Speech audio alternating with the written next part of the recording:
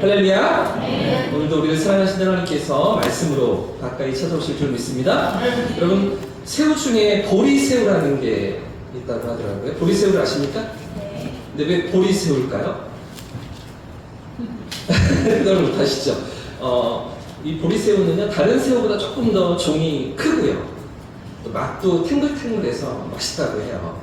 그리고 페루 색감으로 이 보리새우가 쓰이는데, 왜 보리새우라는 이름이 붙여졌냐면 이맘때에 많이 잡힌다고 합니다. 보리 추수할 때 잡힌다고 해서, 다음 주일이 맥주 감사주일이잖아요. 맥주, 보리를 추수하는 이 계절에 지금 이맘때 딱 잡히는 그런 새우라고 해서 보리새우라는 이름이 붙여져 있는데, 근데 이 보리새우는 특별한 점이 있다고 합니다. 이 보리새우도 다른 새우들처럼 성장하면서 여러 차례 탈피를 하고서 껍질을 벗고서 성장해 나아가는데, 개나 바닷가재나 새우들이 다 탈피를 하면서 성장하게 되잖아요. 그런데 이 보리새우도 여러 차례 껍질을 벗으면서 성장해 나아가는데, 작은 치어일 때는, 작은 새우일 때는 몸집이 작아서, 그래서 그리고 이 껍질이 부드러워서 탈피를 하는 게 어렵지 않지만, 몸집이 커질수록 껍질이 단단해지면서 또 딱딱해져서 이 탈피하는 시간이 길어진다는 거죠. 오랜 시간이 걸린다는 거죠. 그래서 이 껍질을 벗다가 종종 어떤 일들이 발생하냐면, 이 단단한 껍질을 다 벗지 못하고 죽고 마는 거죠. 이 껍질 안에서 나와야 또 부드러워지고 더 많이 커지고 성장할 수가 있는데, 껍질을 벗다가 많은 시간이 걸린 이 보리새우는 지치게 되면서 자기 껍질에 갇혀서 죽는 일들이 생긴다는 것입니다.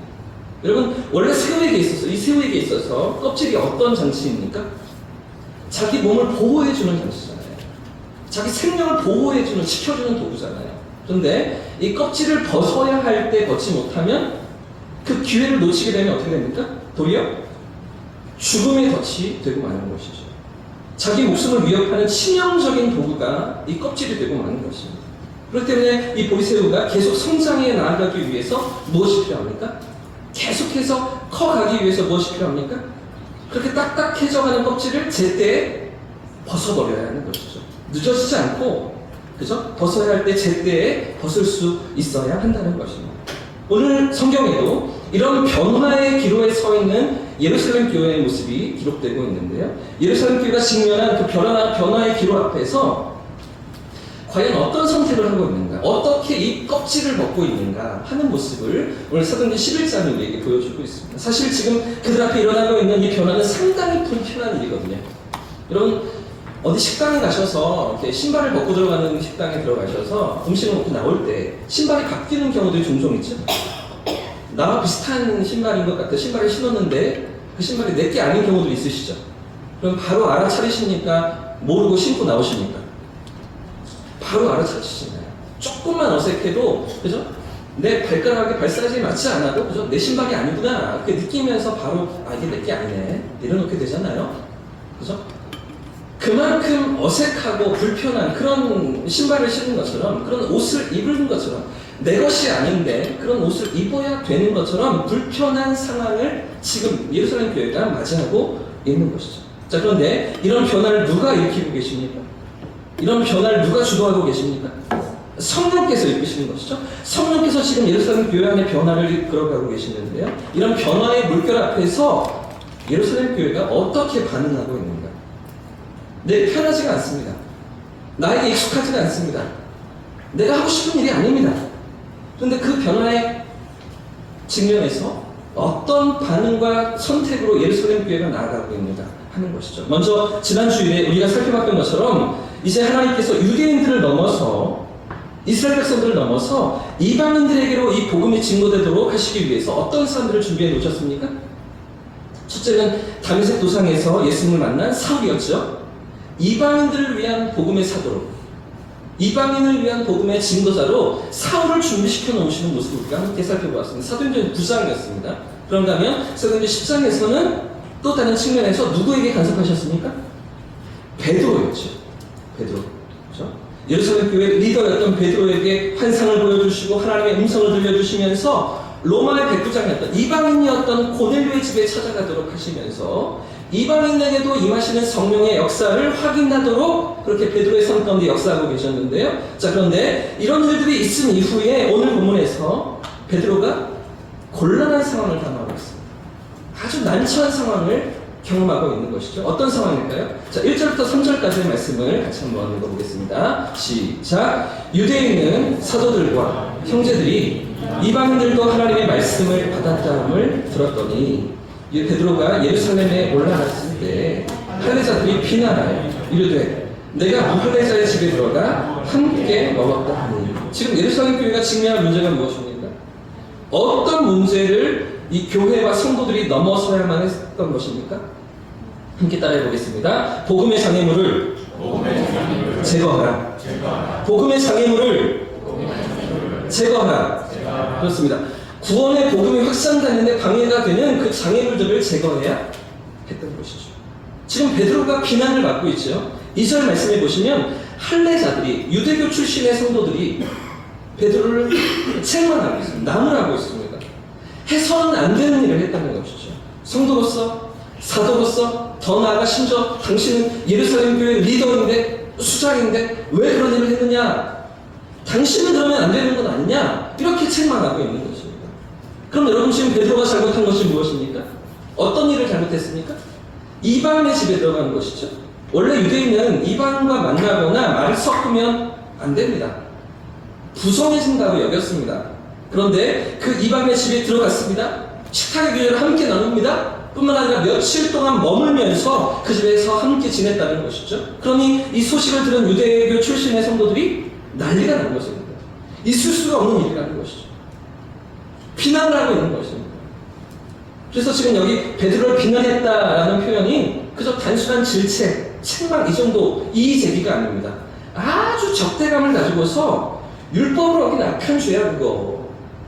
너 구약의 모든 하나님의 말씀을 어긴 거야. 이러면서 지금 책망하고 나무라고 적대감을 가지고 있는 그런 장면을 표현하고 있는 게 비난했다는 것인데, 그런데 여러분 생각해 보십시오. 지금 이렇게 비난하는 사람들이 누구입니까? 베드로를 책망하고 있는 사람들이 누구입니까? 어떤 사람들이 이렇게 강한 적대감을 가지고서 모든 비난과 비판을 쏟아내고 있습니까? 예루살렘 성도들이잖아요. 먼저 부르심을 받은, 먼저 하나님의 은혜를 입은 그 초대교회 성도들인 것입니다. 그럼 여러분, 그렇게 먼저 부르심을 받은 성도들에게 어떤 사명이 주어져 있습니까? 하나님께서 그들에게 무엇을 기대하셨습니까? 땅끝까지 복음이 전파되는 거죠. 모든 나라와 민족과 모든 백성들 가운데 구원의 복음이 전달되는 것, 바로 이를 위해서 그들을 먼저 부르시고 먼저 사명을 주셨는데, 그런데 지금 누가 이 복음 증거의 장애물이 되고 있습니까? 누가 이 복음 증거를 가로막고 있습니까? 사명을 받은 그들인 것이죠. 그 자신들인 것입니다. 바로 그 일을 위해서 부름받은 증인으로 서야 할 그들인데도 불구하고 오히려 복음의 장애물이 되고 있더라는 것이죠. 여러분, 지금 성경이 우리에게 무엇을 말하고 있습니까? 어떤 메시지를 우리에게 던지고 있는 것입니까? 누구 때문에 복음의 길이 막힐 수가 있다는 것입니까? 누구 때문에 복음의 역사가 가로막히는 장애물이 될 수 있다는 것입니까? 먼저 믿는 자들, 먼저 믿은 우리 때문에, 저와 여러분 때문에 어쩌면 복음의 문이 닫히고 복음의 길이 막힐 수도 있다는 것이죠. 여러분 주위에서 어떤 사람들을 주로 만나며 살아가고 계십니까? 주로 어떤 사람들이 내 주위에 있는 것을 경험하면서 이 땅을 살아가십니까? 예수를 정말 잘 믿고 삶이 변화되어서 인격과 삶이 정말 존경스러운 그런 사람들이 여러분 주변에 많이 계십니까? 아니면 정말 저러고서도 예수를 믿는다고? 정말 저러면서도 교회를 다니는 거야? 왜 저렇게 교회를 다니지? 싶은 그런 사람들이 여러분 주변에 더 많으십니까? 어떠십니까? 우리 주위에 어떤 사람들이 더 많은 것 같으십니까? 그런데 여러분, 그러면 어떤 사람들이 많든지 차치해 두고요. 그럼 우리는요? 나는 어떤가요? 우리의 삶은 세상 사람들에게 어떻게 비춰지고 있습니까? 예수를 하나님의 백성이라고 얘기하고 신앙생활한다는 우리는 세상 사람들에게 어떻게 평가를 받는다고 여러분은 생각이 드십니까? 여러분의 삶의 모습이, 여러분 살아가는 언행이, 내 삶의 자리가 어떻게 세상 가운데 비춰지고 있다고 여러분 생각이 되십니까? 몇 주 전에도 제가 말씀드렸지만 예수를 믿는다던 연예인이었는데, 그렇게 잘 나가던 유명인이었는데, 그렇게 한순간에 음주운전으로, 뺑소니로, 거짓말로, 운전자 바꿔치기로 얼마나 많은 사람들이 공분을 사고 있습니다. 예수를 믿는다는 청년이었는데 얼마나 안타깝습니다. 그런데 이런 사건들 앞에서 우리가 돌아봐야 할 우리의 모습이 무엇입니까? 이런 문제가 비단 유명 연예인들만의 문제가 아니라는 것이죠. 어쩌면 우리 역시도 세상 속에서 우리가 살아가는 자리에서 이런 모습으로 비칠 수도 있다는 것 아니겠습니까? 여러분, 요즘 야구 시즌이 되면서 야구를 좋아하시는 분들은 한창 경기에 빠져 있으실 텐데요. 우리 대구 사람들 속에는 어떤 피가 흐릅니까? 푸른 피. 너무 좋아요. 예수 피가 흘러야지 어떻게. 대구 라이온스는, 그죠? 삼성 라이온스는 파란 피가 흐르죠. 파란색이 상징이죠. 아무튼 그래도 뭐 요즘 라이온스 성적이 괜찮은 것 같습니다. 예, 작년보다 훨씬 더 좋은, 계속 2위를 유지하고 있거든요. 10개 구단 가운데 2위면 상당한 성적이에요. 예전에는 뭐 2, 3년 전에 상상도 할 수, 꼴찌 맨날 9위, 8위 이렇게 했던 삼성인데 지금은 아주 그래도 재미가 있지 않나요? 그런데 올해는, 이번 시즌에는 재계약이 안 되어서 고향으로 돌아갔지만 2020년도부터 작년까지 4년 동안, 5년인가요? 2020년도부터 23년까지는 4년 동안 라이온즈에서 많은 사랑을 받았던 선수들 중에 데이비드 뷰캐넌이라는 이런 선수가 있습니다. 떠났어요. 올해는 없어요. 투수인데요. 아주 이렇게 실력도 좋고요, 인성도 좋고요, 팬들에게 많은 사랑을 받았던 저 선수인데, 저 정도 생겼죠? 팀 내에서 적응도 잘했고, 그죠? 동료 선수들과도 아주 이렇게 관계도 좋은, 실력도 뛰어나서 아주 팬들에게 사랑받는 그런 선수였는데, 사실 저는 이 선수를 잘 몰랐습니다. 관심도 없었습니다. 왜 그랬을까요? 아니요, 저는 야구 라이온스 팬이 아니에요. 저는 다른 피가 흘러요. 아무튼 재작년이었던 것 같은데요. 재작년 봄에 코로나가 거의 끝날 무렵에 오랜만에 여기 야구장에 제가 아이들과 함께, 아이들 둘 데리고 아이들과 놀러 갔는데, 마침 이 투수가 선발이었습니다. 조금 일찍 야구장에 도착했는데, 근데 처음 듣는 노래가 막 흘러나오는 거예요. 영어로 된 가사였는데, 영어로 된 노래가 이렇게 야구장에 흘러퍼지는 거죠. 그러다 무슨 가사인지 반복해서 계속 이렇게 들리는 가사가 있어서 듣게 되었는데, 이런 노래가 이렇게 계속 야구장에 퍼지고 있더라고요. 제가 2년 전에 찍은 그 영상을, 제가 찍은 영상을 한 30초밖에 안 되는, 잠깐 보십시오. 이 영상 같이 잠깐 보겠습니다. 어떤 노래인지 들어보십시오.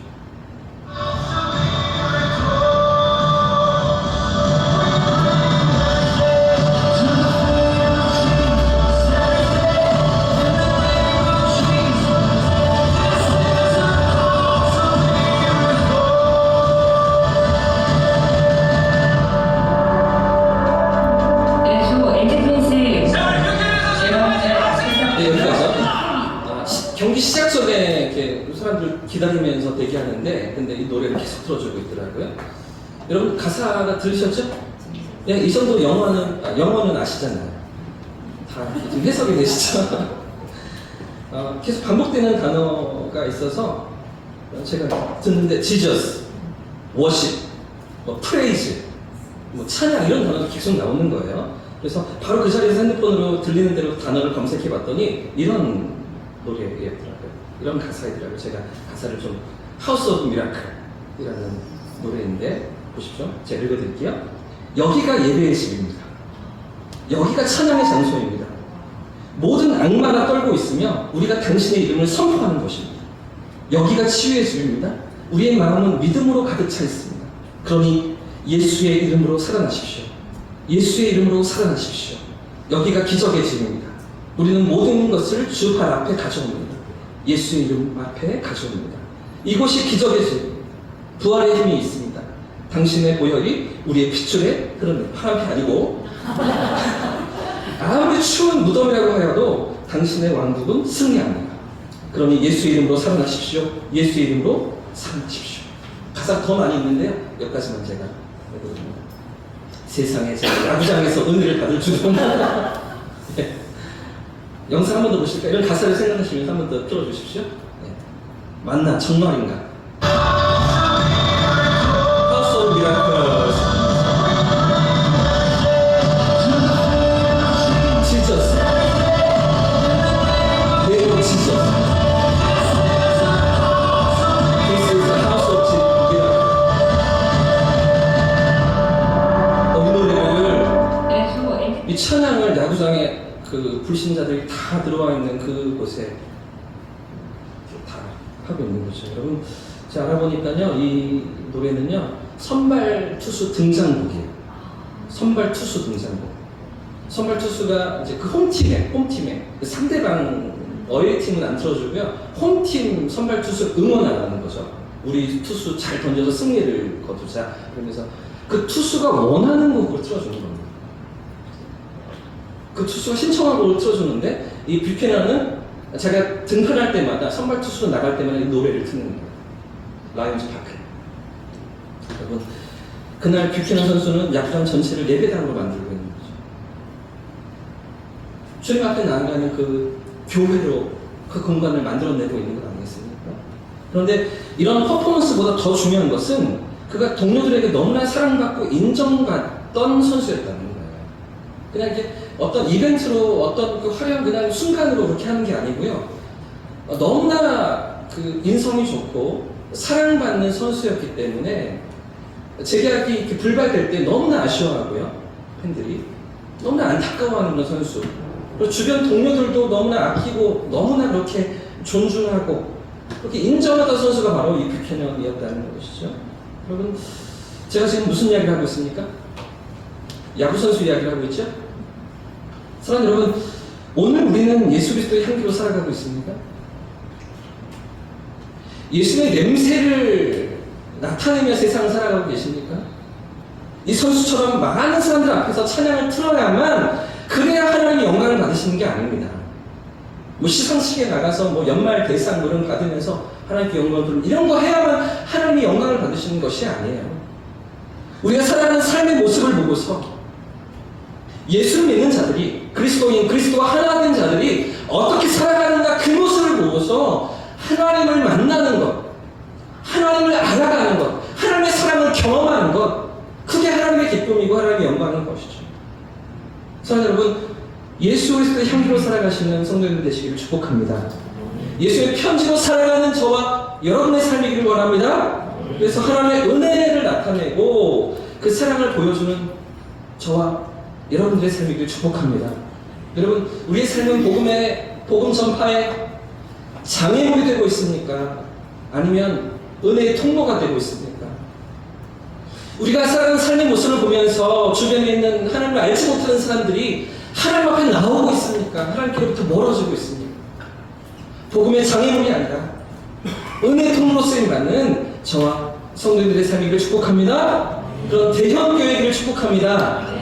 자, 그런가 하면 이렇게 하나님의 뜻을 깨닫지 못하고 복음의 장애물이 되고 있던 성도들에게 베드로가 설명하는 것이 있습니다. 이제 11장에서 베드로가 이렇게 해명하고 그들을 설득하는 장면이 있는데요. 자, 4절부터 이어지는 말씀인데 4절과 5절 말씀 같이 한번 읽어보겠습니다. 시작! 베드로가 그들에게 이 일을 차례로 설명하여 이르되 내가 요바시에서 기도할 때 화관 중에 환상을 보니 큰 보자기 같은 그릇이 내 귀에 매어 하늘로부터 내려 내 앞에까지 드리워지거늘. 아멘. 지금 상황이 여러분 어떻습니까? 자칫 잘못했다가는 이 예루살렘 교회 안에 첫 그 초대교회 안에 너무나 심각한 분란이 일어날 수도 있는 상황입니다. 아주 치열한 논쟁이 일어나고 교회가 아주 다툼이 일어날 소지가 다분한 그런 상황 가운데 있는 것이죠. 자, 그런데 이때 베드로의 대답이 무엇입니까? 베드로가 이제 5절부터 쭉 설명하고 있는 내용이 무엇일까요? 함께 따라해 보겠습니다. 성령의 인도하십니다. 한 번 더, 성령의 인도하십니다. 여러분 한번 생각해 보십시오. 우리가 다 알고 있는 베드로가 어떤 사람입니까? 우리 새벽마다 지금 마태복음을 우리가 살피고 있지만 복음서에 등장한 3년 반 동안 예수님 쫓아다녔던 베드로가 어떤 사람입니까? 완전 엉뚱한 사람이잖아요. 아주 뭐 다혈질이고 행동이 앞서고 혈기가 넘치는 그죠? 그런 베드로 아니겠습니까? 아주 급한 성격의 베드로인데요. 이런 베드로인데 그런데 지금 상황이 어떻게 몰려가고 있습니까? 완전히 나쁜 놈이 되고 있잖아요. 하나님이 그렇게 시키셔서 했는데 나는 이유가 있는데 온 성도들이 예루살렘 교회 성도들이 나를 공격하고 비난할 때 책망할 때 아주 적대감을 가지고서 저 나쁜 짓이야 이러고 있었을 때 막 일어나는 불끈불끈 분노와 억울함과 화와 이런 것들이 베드로 안에 있지 않았겠습니까? 심각한 죄인으로 몰리고 있는데 얼마든지 베드로가 막 자기 성질에 성격에 그렇게 반응할 수도 있는데 여러분 베드로의 옛날 성질이 여기서도 나왔다면 어떻게 되겠습니까? 거침이 없는 강한 성격이 또 여기서도 나왔다면 어떤 일들이 생기겠습니까? 아마 큰 문제가 일어났겠죠. 사도들 안에서도 다툼이 일어나고 싸움이 일어나고 시끄러운 소란이 일어나지 않겠습니까? 자, 그런데 지금 베드로가 어떻게 반응하는 거 보십시오. 차분히 설명하는 것입니다. 그가 겪었던 자기에게 내놓았던 일들을 하나하나 상세히 설명하는데요. 그럼 저는 이게 잘 상상이 안 돼요.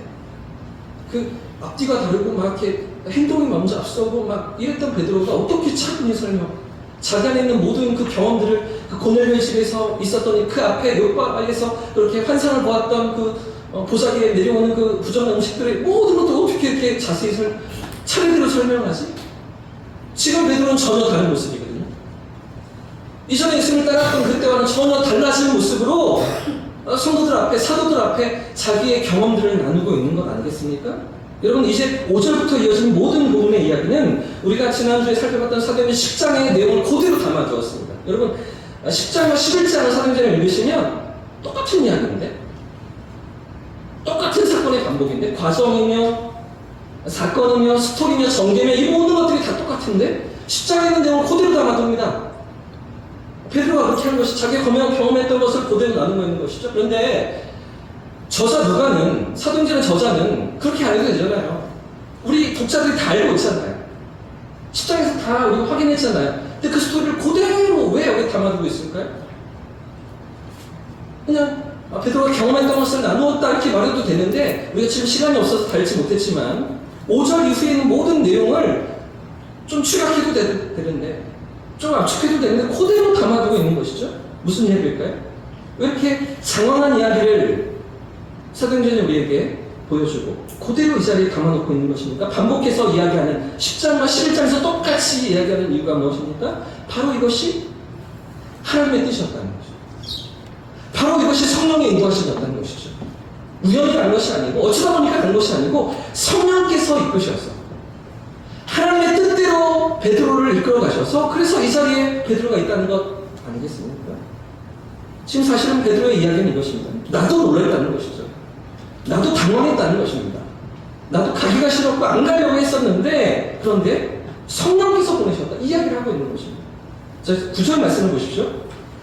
베드로가 뭐라고 설명한 9절 말씀 제가 읽겠습니다. 또 하늘로부터 두 번째 소리가 있어 내게 이르되 지금 환상을 설명하는 것이죠. 요바에서 환상을 보았던 것을 설명하는데 하나님이 깨끗하게 하신 것을 네가 속되다고 하지 말라. 이런 음성을 내가 들었다. 하나님의 음성을 들었다 하는 것이죠. 나도 속되다고 생각했다는 것입니다. 나도 그 일이 부정하다고 생각했다는 것입니다. 나도 안 가려고 했다는 것입니다. 그랬었는데 하나님의 음성을 들었는데 어떻게 하겠느냐. 이 이야기를 하고 있는 것이죠. 그러니 이것이 누구의 뜻입니까? 누구의 인도하심입니까? 하나님의 뜻이죠. 성령의 인도하심이었던 거죠. 그리고서 베드로가 이 모든 이야기를 이렇게 마무리하고 있는데요. 자, 베드로가 경험했던 그 모든 이야기를 17절에서 이렇게 마무리합니다. 결론 짓습니다. 같이 읽겠습니다. 시작. 그런즉 주 예수 그리스도를 믿을 때 주신 것과 같은 선물을 그들에게도 주셨으니 내가 누구에게 하나님을 능히 맡겠느냐? 할렐루야. 할렐루야. 저는 이 표현이 너무나 멋진 것 같습니다. 내가 누구에게 하나님을 맡겠느냐? 하나님이 하시는 일을 누가 능히 맡겠느냐 하는 것입니다. 하나님이 이끌어 가시는데 누가 막을 수가 있느냐? 이렇게 답변하고 있는 것이죠. 하나님이 우리를 구원하신 것처럼 이방인들에게도 구원을 주시고자 하시는데 어떻게 우리가 막을 수 있겠느냐? 이게 하나님의 뜻입니다. 이게 성령의 인도하심인데 사랑하는 여러분, 오늘의 삶도 성령의 인도하심을 따라갈 수 있기를 원합니다. 하나님의 뜻 앞에 순종할 수 있기를 원합니다. 우리의 생각을 내려놓는 것입니다. 우리의 고집을 꺾는 것입니다. 우리보다 크고 놀라우신 하나님의 인도하심 앞에 겸손히 우리의 삶을 맡겨드리면서 나보다 크고 놀라우신 하나님, 그 하나님의 일하심을 경험하는 저와 우리 성도들 되시길 축복합니다. 이런 베드로의 설명 앞에서 예루살렘 교회의 결정이 무엇인가 보십시오. 어떻게 그들이 선택하며 결정하는가? 마지막 그들의 선택이 무엇인지 함께 18절 말씀 같이 읽어보겠습니다. 18절 시작. 그들이 이 말을 듣고 잠잠하여 하나님께 영광을 돌려 이르되 그러면 하나님께서 이방인에게도 생명 얻는 회개를 주셨다. 아멘. 지금 성령의 인도하심 앞에 순종하는 것입니다. 깨달아진 하나님의 뜻 앞에 순복하고 있는 것입니다. 아마 쉽지 않았을 것입니다. 아까 말씀드린 것처럼 맞지 않는 신발을 신는 거예요. 내 게 아닌데 그 신발을 신는 거예요. 여러분 신발이 어떻습니까? 내가 내 발 모양대로 내 발가락 모양대로 그대로 이렇게 자리가 생기잖아요. 그죠? 근데 다른 사람 신는 건 어떻습니까? 좀 다르죠. 그죠? 발바닥이 앞에도 다르고 발가락도 다르고 너무 어색한 거죠. 맞지가 않는 겁니다. 신발 신고 다니라 그래도 다닐 수가 없는 거예요. 어색하고 불편한 거예요. 싫은 거예요. 내게 아닌 거예요. 그런데도 불구하고 성령이 인도하시는 거예요. 하나님의 뜻인 것이 깨달아지니까 그 앞에 순종하는 것 아니겠습니까? 사랑하는 여러분, 아마 많이 불편하고 꺼림칙했을 거예요. 오랫동안 유대인들만 구원받는다고 생각해 왔었거든요. 오랫동안 우리만 하나님의 백성, 언약 백성이라고 생각해 왔었거든요. 그런데 복음이 넘어가고 있는 거죠. 이방인들에게로 확장되어 나아가고 있는 거죠. 땅 끝을 향하여 나아가는데 바로 거기에 하나님의 뜻이 있다는 것을 깨달으면서 베드로도 순종하는 거죠. 사도들도 순종하는 것입니다. 온 교회가 하나님의 뜻 앞에 즉시로 순종하면서 생명 얻는 회개를 이방인들에게도 주셨다. 이 고백을 가지고 땅 끝을 향해 나아가는 이 복음의 역사가 이제 신속히 더 역동력 있게 그렇게 확장되어가는 그런 길로 예루살렘 교회가 나아가고 있는 것이죠. 사랑하는 여러분, 오늘 우리 삶도 이렇게 쓰임받을 수 있기를 주님의 이름으로 축복합니다.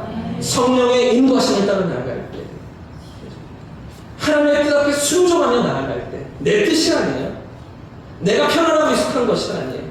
하나님의 뜻이 무엇인가? 성령의 인도하심이 어디에 있는가를 구하면서 우리 삶에 행하신 하나님의 인도하심, 하나님의 일하시는 역사를 경험하는 저와 성도님들 되시기를 주님의 이름으로 축복합니다.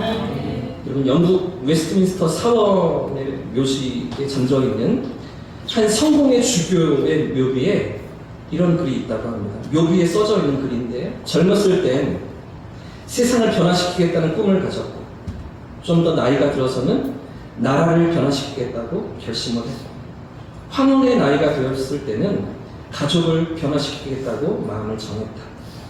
그러나 어느 것 하나도 이루지 못하고 죽음을 맞이하기 위해 자리에 누웠을 때 문득 깨달았다. 나 자신부터 변화시켰더라면 그 모든 것을 변화시켰을 것이다. 나 자신부터 변화시켰더라면 그 모든 것, 우리 가족도 나라도 세상도 변화시켰을 것이다. 여러분, 나부터 변화돼야 하는 것이죠. 나부터, 내 생각부터 바뀌어야 하는 것입니다. 다른 사람이 말한다고 거기 따라가는 게 아닙니다. 하나님의 뜻이 어떠하신지, 하나님의 계획이 어떠하신지, 말씀의 인도하심이 어디에 있는지, 성령의 이끄심이 어디에 있는지를 깨달아요. 그렇죠? 내가 누구이기에 하나님을 맡겠느냐? 베드로처럼 이 말을 듣고 잠잠하여 하나님께 영광을 돌렸던 그 예루살렘 성도들처럼 하나님의 말씀에 따라서, 성령의 이끄심에 따라서 믿음으로 나아가는 저와 우리 성도님들, 우리 교회가 될 수 있기를 예수님 이름으로 축복합니다. 축원합니다.